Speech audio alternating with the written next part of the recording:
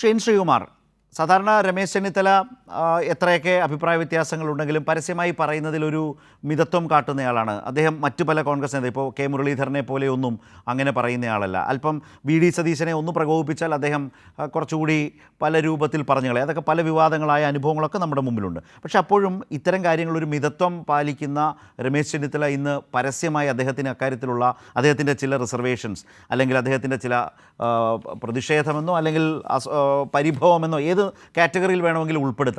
പക്ഷെ അദ്ദേഹം പറഞ്ഞ ഓരോ വാക്യവും എടുത്ത് പരിശോധിച്ചാൽ അദ്ദേഹത്തിൻ്റെ ഉള്ളിൽ അതിൽ ചില അഭിപ്രായങ്ങളുണ്ട്, ചില റിസർവേഷൻസ് ഉണ്ട് എന്ന് തന്നെയല്ലേ രമേശ് ചെന്നിത്തല ഇന്ന് എല്ലാവരെയും ഓർമ്മിപ്പിച്ചത്, ബോധ്യപ്പെടുത്തിയത്. വളരെ കുറച്ച് കാര്യങ്ങളേ ഉള്ളൂ, വളരെ കുറച്ച് വാക്യങ്ങളിലാണ് അദ്ദേഹം ഒരു വലിയ പ്രശ്നം അവതരിപ്പിച്ച് വെച്ചത് എന്ന് പറഞ്ഞാൽ താങ്കൾ എന്തു പറയും?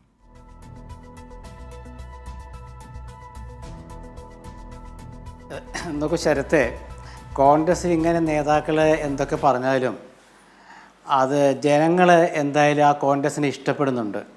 അപ്പോൾ അതുകൊണ്ട് കോൺഗ്രസ് നേതാക്കളോട് ചോദ്യം ചോദിക്കുമ്പോൾ ആ ചോദ്യത്തിനുള്ള പെട്ടെന്നുള്ള ഉത്തരം അത് നമുക്ക് ഏത് രീതിയിൽ വേണേൽ വ്യാഖ്യാനിക്കാം, വളച്ചൊടിക്കാം, അല്ലെങ്കിൽ അത് പ്രചരിപ്പിക്കാം, ഒക്കെ ചെയ്യാം. പക്ഷേ എന്നാലും ജനങ്ങൾക്ക് കോൺഗ്രസിനെ ഇഷ്ടമാണ്. അതുകൊണ്ടാണ് ഈ നിലമ്പൂരിൽ അവർ വലിയ ഭൂരിപക്ഷത്തിൽ ജയിച്ചത്. അപ്പോൾ അതിനെ തുടർന്ന് ഒരു പത്രങ്ങളിൽ വന്ന വാർത്തയാണ്, അതായത് ക്യാപ്റ്റൻ സതീശൻ എന്ന് പത്രങ്ങളൊക്കെ ഇങ്ങനെ വാർത്ത കൊടുത്തു. കാരണം പ്രതിപക്ഷ നേതാവും UDF ചെയർമാനുമായിരുന്ന ഒരാളെ ഇപ്രാവശ്യത്തെ പത്രങ്ങൾക്ക്, അല്ലെ ഇപ്രാവശ്യത്തെ ഈ ഘട്ടത്തിൽ ഈ കാലത്തെ ചാനലുകൾക്ക് ക്യാപ്റ്റൻ എന്ന് വിളിക്കാൻ തോന്നി, അത് വിളിച്ചു. അപ്പോൾ ആ ചോദ്യം ചോദിച്ചപ്പോൾ രമേശ് പറഞ്ഞു, എൻ്റെ കാലത്ത് ഇങ്ങനെയൊന്നും വിളിച്ചില്ല, അതിൻ്റെ കാരണം പത്രങ്ങളുടെ ഇരട്ടത്താപ്പാണെന്നാണ് അദ്ദേഹം പറഞ്ഞത്. അപ്പോൾ അങ്ങനെ വരുമ്പോൾ അതാണ് നമ്മൾ മനസ്സിലാക്കുന്നത്. അപ്പോൾ അങ്ങനെ വരുമ്പോൾ അത് ചർച്ചയാകും. കാരണം എന്താ വെച്ചാൽ സതീശനെ ക്യാപ്റ്റൻ എന്ന് വിളിച്ചു, എന്നെ ക്യാപ്റ്റൻ എന്ന് വിളിച്ചില്ല എന്നൊക്കെ വ്യാഖ്യാനിക്കുകയല്ല, അത് പറയുകയും ചെയ്യാം. കാരണം രമേശ് അങ്ങനെ പറഞ്ഞതാണല്ലോ. പക്ഷേ അത് കോൺഗ്രസ് രാഷ്ട്രീയത്തിൽ ഇങ്ങനെയൊക്കെ നേതാക്കൾ അങ്ങോട്ടും ഇങ്ങോട്ടൊക്കെ അഭിപ്രായം പറയാറുണ്ട്. പക്ഷേ എന്നാലും എന്തുകൊണ്ട് കോൺഗ്രസിനെ ജനങ്ങൾ ഇഷ്ടപ്പെടുത്തുന്നുള്ള ചോദ്യമാണ് നമ്മൾ ചർച്ച ചെയ്യേണ്ടത്. കാരണം നേതാക്കൾ പലതും പറയും, എന്നാലും ഇഷ്ടമാണ് കോൺഗ്രസിനെ. രമേശ് അങ്ങനെ പറഞ്ഞുവെന്നും സതീശൻ ഇങ്ങനെ പറഞ്ഞുവെന്നും ഇതെന്തൊരു പാർട്ടിയാണെന്നൊക്കെ ലാൽകുമാറും ജേക്കബ് ജോർജും ശരത്തുമൊക്കെ ചോദിച്ചാലും എന്തുകൊണ്ടാണ് ഈ കോൺഗ്രസിനെ ജനങ്ങൾ ഇപ്പോഴും ഇഷ്ടപ്പെടുന്നത്, എന്തുകൊണ്ടാണ് അവർ UDFനെ ജയിപ്പിക്കുന്നത്, അതല്ലേ നമ്മൾ ചർച്ച ചെയ്യേണ്ടത്. അപ്പോൾ അവിടെ ക്യാപ്റ്റൻ എന്നുള്ള പദം ഈ കേരള രാഷ്ട്രീയത്തിൽ വന്നത് എപ്പോഴാണ്? ഇപ്പോഴല്ലേ? ഈ രണ്ടാം പിണറായി ഗവൺമെൻറ് കാലത്തെ പിണറായി വിജയനല്ലേ ക്യാപ്റ്റൻ എന്ന് പറഞ്ഞത്. ഞങ്ങൾക്കൊരു ക്യാപ്റ്റനുണ്ട് സാർ എന്ന് അസംബ്ലിയിൽ ആദ്യമായിട്ട് പറഞ്ഞത് ഒരു മന്ത്രിയല്ലേ. അപ്പോൾ ആ മന്ത്രി ആടി ഉലയുന്ന കപ്പലിൽ കപ്പിത്താരുണ്ടെന്നുള്ള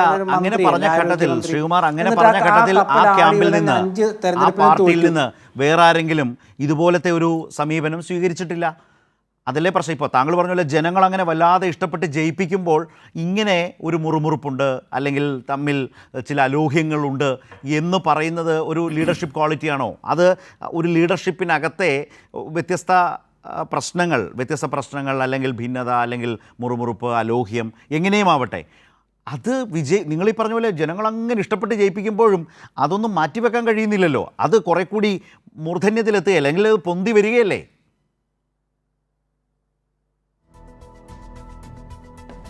അതെ, ഞാൻ മുഴുമിപ്പിക്കട്ടെ. അപ്പോൾ അന്ന് ക്യാപ്റ്റൻ എന്ന് പിണറായി വിജയനെ വിളിച്ചപ്പോൾ അന്ന് പാർട്ടി സെക്രട്ടറിയോട് ചോദിച്ചു, ഇങ്ങനെ ക്യാപ്റ്റൻ എന്ന് വിളിക്കുന്നത്. അപ്പോൾ ഞങ്ങൾക്ക് ക്യാപ്റ്റൻ ഒന്നുമില്ല, ഞങ്ങൾക്ക് സെക്രട്ടറി മാത്രമേ ഉള്ളൂ, അല്ല മുഖ്യമന്ത്രിയും സെക്രട്ടറിയുമാണ് ഞങ്ങളുടെ പാർട്ടിയിലുള്ളത് എന്നൊക്കെ അന്ന് നേതാക്കൾ പറഞ്ഞു. പക്ഷേ ഇന്നത്തെ ചോദ്യത്തിൻ്റെ ടോൺ വേറെയായിരുന്നു.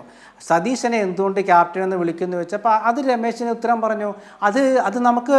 അപ്പോൾ സതീശനോട് തിരിച്ചു ചോദിച്ചു. അപ്പോൾ സതീശൻ പറഞ്ഞു, അദ്ദേഹം മേജറാണെന്ന് വെച്ചാൽ ഉയരത്തിലുള്ള ആൾ എന്നെക്കാട്ടിലും മുതിർന്ന ആൾ, ശരിയാണല്ലോ, അദ്ദേഹത്തെക്കാട്ടിലും സീനിയറും ആണ്, അതാണ് പറഞ്ഞത്. അപ്പോൾ നമുക്ക് ചർച്ച ചെയ്യാം.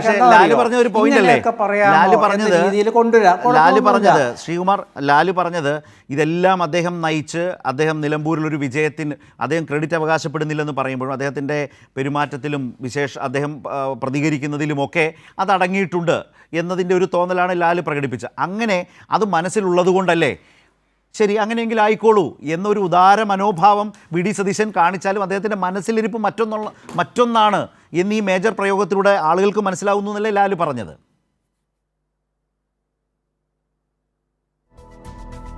നോക്കൂ ശരത്തെ, രാഷ്ട്രീയത്തിൽ ഏത് നേതാക്കളാണെങ്കിലും അവരവരുടെ രാഷ്ട്രീയമായ താല്പര്യങ്ങളും അഭിപ്രായങ്ങളും ഒക്കെ പറയും. അതൊരു പാർട്ടിയും അതിൽ നിന്നും വിഭിന്നമല്ല. എല്ലാ പാർട്ടികളിലും പറയും. അത് ചിലർ തിരുത്തും, ചിലർ തിരുത്തുമ്പോൾ മിണ്ടാതിരിക്കും, ചിലർ തിരുത്തുമ്പോൾ അതിനോട് പ്രതികരിക്കും, ചിലർ അതിൻ്റെ ഒരു മറുപടി പറയും, തർക്കുത്തരം പറയും, ഇതൊക്കെയുണ്ട്. അപ്പോൾ കോൺഗ്രസ്സിൽ ഇത് കൂടുതലാണ്. ഇപ്പോൾ പണ്ട് കെ സുധാകരനോട് ചോദിച്ചു, നിങ്ങൾ ഇങ്ങനെ BJP പോകുമെന്ന് ചോദിച്ചപ്പോൾ, എനിക്ക് BJP പോകണമെങ്കിൽ നിങ്ങളുടെയൊക്കെ ആരുടെയെങ്കിലും അനുവാദം വേണമെന്ന് ചോദിച്ചപ്പോൾ ഞാൻ BJPയിൽ പോകുമെന്ന് അത് മാറ്റിമറിച്ചു.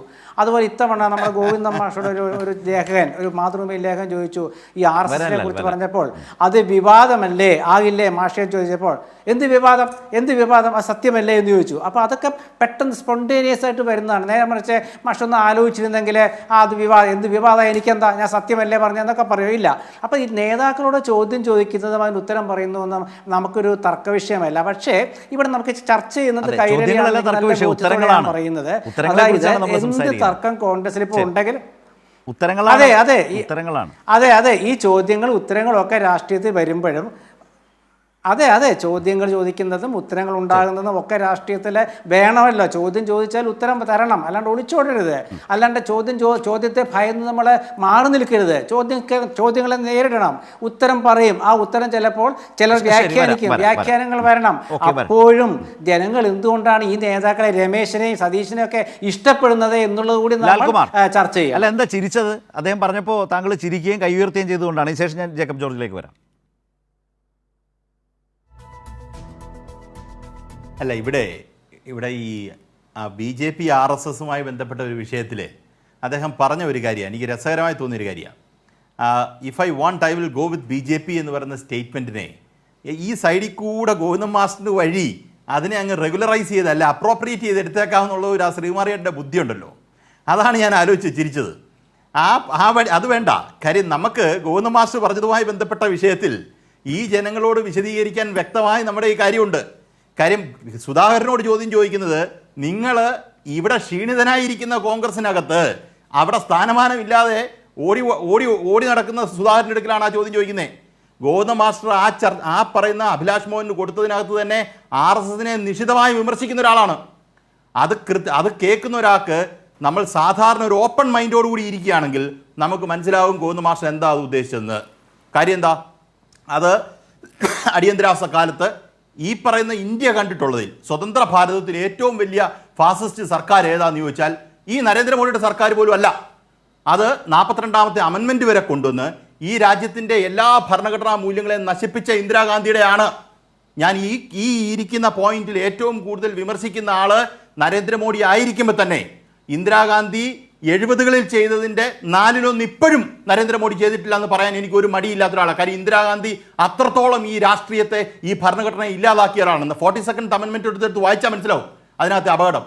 അങ്ങനെ കൈകോർത്ത് നിന്ന് നിങ്ങളെ തോപ്പിക്കണം. നിങ്ങളൊരു രാജവെമ്പാലയായി മാറുമ്പം ആ രാജവെമ്പാലയെ ഇല്ലാതാക്കേണ്ടത് പൊതുസമൂഹത്തിൻ്റെ ആവശ്യമായതുകൊണ്ട് എല്ലാവരും ഒരുമിച്ച് സമരത്തിൽ നിന്ന് ഒരുമിച്ച് നമ്മൾ RSSൻ്റെ കൂട്ടത്തിൽ കൂടിയെന്നല്ല ഉദ്ദേശിക്കുന്നത്. അത് വ്യക്തമാണ്, അതിനകത്ത് ഒരു സംശയമില്ലാത്ത കാര്യമാണ്. പക്ഷേ അപ്പുറത്തെ കാര്യം, നിങ്ങൾക്ക് സ്ഥാനമാനം കിട്ടാത്തത് കൊണ്ട് നിങ്ങൾ അപ്പുറത്തോട്ട് പോകുമെന്നുള്ള ചോദ്യത്തിന് അന്ന് ഞാൻ if I want I will go with BJP, എന്താ ഇഫ് ഐ വാണ്ട്, എന്താ സുധാകരന് വേണ്ടത് എന്തൊരു ചോദ്യമില്ലേ? ഇത് ഗോവിന്ദൻ മാസ്റ്റർ അത് വേണ്ട. ഗോവിന്ദൻ മാസ്റ്റർ സംഘടനയെ കുറിച്ചാണ് പറഞ്ഞുകൊണ്ടിരിക്കുന്നത്. അത് രണ്ടിനെയും കൂടെ അപ്രോപ്രിയേറ്റ് ചെയ്തെടുക്കുന്നതിനകത്ത് ഒരു അപകടമുണ്ട്. കാര്യം ഈ അവസരം വെച്ച് ഈ ഗോവിന്ദൻ മാസ്റ്ററിന്റെ സ്റ്റേറ്റ്മെന്റ് നമ്മൾ വിശദീകരിച്ചോളാം, അതിന് പ്രശ്നമില്ല. ജനങ്ങൾക്ക് മനസ്സിലാകുന്ന രീതിയിൽ വിശദീകരിക്കാനുള്ള ഒരു ആംബിയർ ഇവിടെ ഉണ്ടെന്നാണ് നമ്മൾ കരുതുന്ന. ഇടതുപക്ഷ പ്രസ്ഥാനങ്ങൾക്ക് അതിനുള്ള ശക്തിയുണ്ട്. അങ്ങനെ ഇരിക്കുന്നിടത്തൂടെ സുധാകരനെ കൂടെ കൊണ്ടുവെക്കുമ്പം അതിനകത്തൊരു ചെറിയ പ്രശ്നമുള്ളവരാണ് എനിക്ക് തോന്നുന്നത്. അത് ഞാൻ ക്ലാരിഫൈ ചെയ്തു മാത്രം. ശരി.